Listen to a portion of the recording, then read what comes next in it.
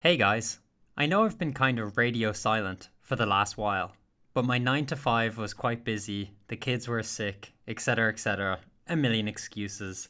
I apologize. But we're here now, and I want to talk about the idiots at the Majority Report. But I don't know how a guy who is supposedly elevated as some type of real intellectual goes on and makes blatant lies to basically just support, I don't know, an Elon Musk agenda or right wing or, fascist agenda. For context, they're talking about Jonathan Haidt. He's a social psychologist and an author of several books, including The Righteous Mind, The Coddling of the American Mind, and most recently, The Anxious Generation.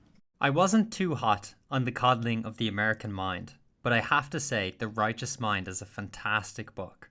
But let's find out from the Majority Report what lies this Nazi fascist is propagating. I'm really horrified by what Google did in introducing Gemini. And just to give a little background here, Gemini was programmed to answer in ways that basically, the most extreme DEI officer would demand that people speak. And so, if you ask for a picture of the founding fathers, they're multiracial or all black. This is just Nazi soldiers. Even Nazis had to be multiracial or black. Pause it. This is just absurd. Yeah. It's just absurd. I didn't hear anything that absurd from that conversation. But let's hear what Sam has to say. It's not the case. Now, is it conceivable that someone was playing around with Gemini and did this? I don't know. Someone was playing around with Gemini? Then why did Google's own Demis Hassabis say that it was a well-intended feature designed to produce diversity? So no, just as Jonathan Haidt said, it was intentionally programmed in there, you fucking moron. Do you think Google just gave the keys to some intern who was allowed to do whatever he wanted to Gemini and then release it to the public? But the idea that spreading this notion that DEI is infecting artificial intelligence, one, it puts the lie right on the table that this is artificial intelligence. Because if it was actual intelligence generated by itself, someone wouldn't have the ability or the need to construct what its answers are. Yeah.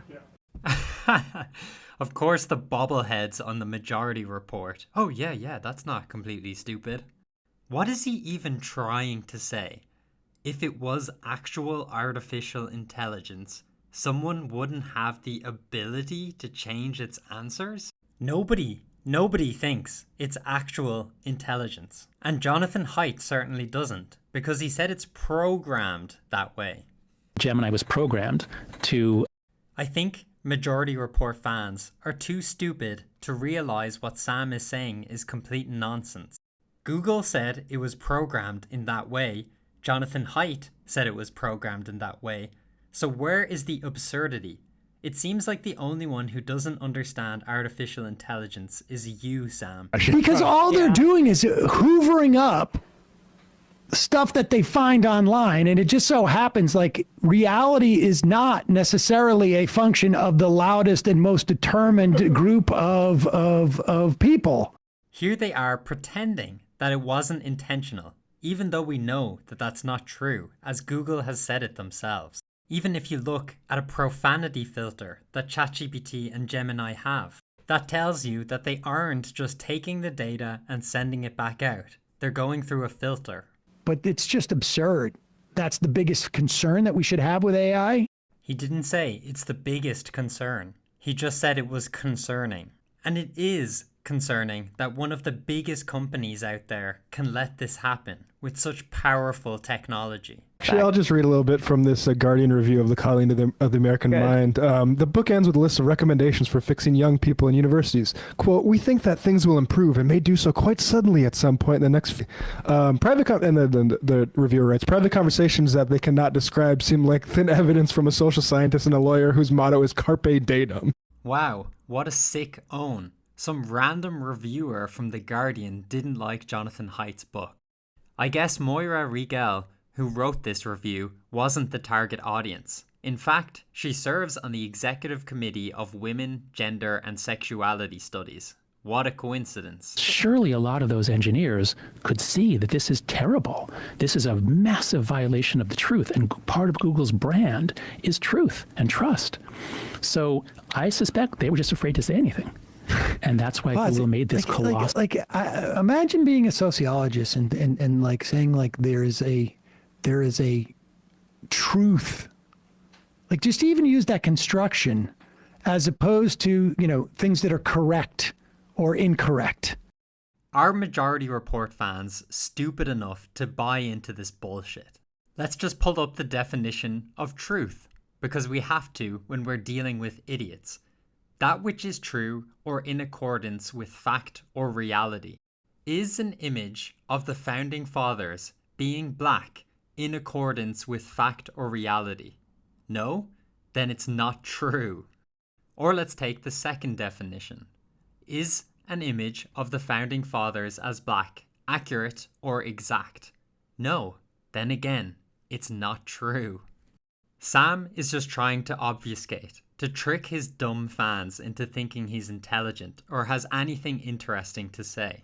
Right? Like, sociologists learn that, like, you know, truth, I'm not talking about like sort of like things that you can prove or material things that are like statements that you can say, but like these sort of like broad notions of what constitutes truth, right? Like obviously the founding fathers were not black.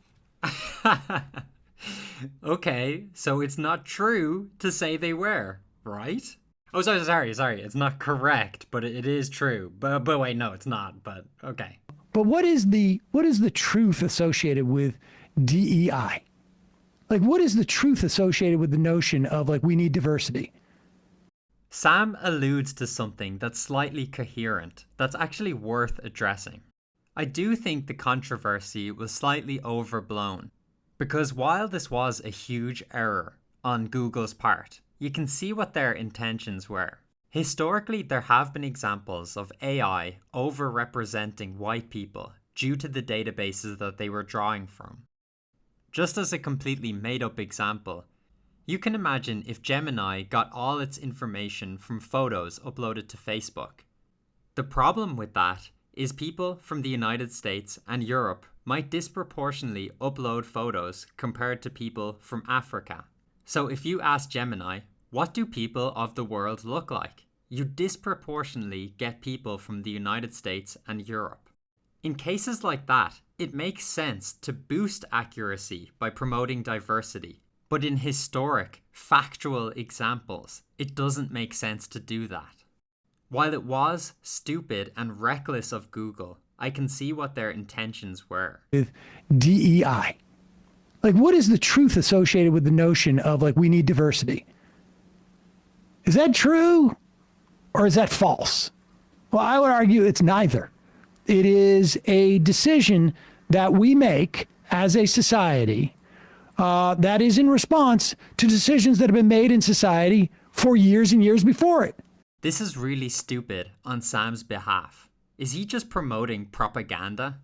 The problem people have is diversity for the sake of diversity. In the example I made up, diversity was good because it promoted accuracy. In the case of Gemini churning out images of black founding fathers, diversity was bad because it promoted inaccuracy.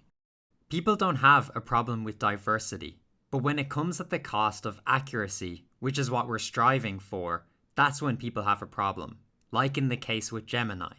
Same with hiring people. There's no problem with diversity in the workplace, of course, but it becomes a problem when it's at the cost of merit, which is what people should be hired by. Silencing on campuses and blah, blah, blah. And when it comes to Israel-Palestine, well, it's a completely different story. Yep. Completely different story. This is what he was doing. He quote tweeted approvingly Bill Ackman's clip of Stefanik going after the head presidents of Harvard, MIT, and Penn, and said, "What offends me is that since 2015, universities have been so quick to punish quote microaggressions, including statements intended to be kind.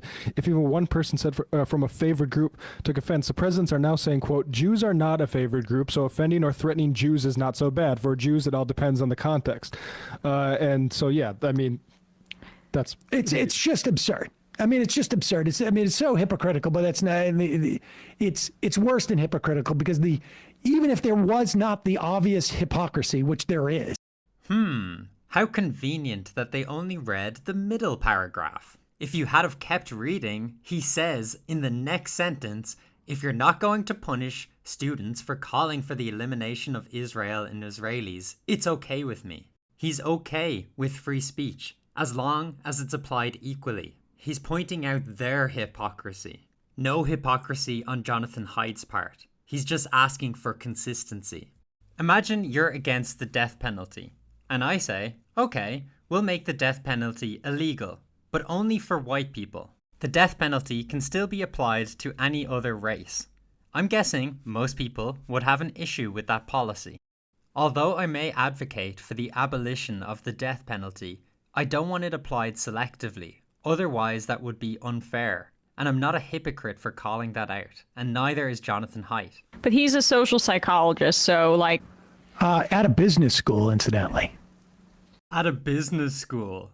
Oh, sorry, we couldn't all aspire to be like you, Mr. Cedar, to drop out of college studying law to pursue a career in comedy. Failed comedian, college dropout, and divorced loser, looking down upon a psychologist. Yeah, absolutely delusional.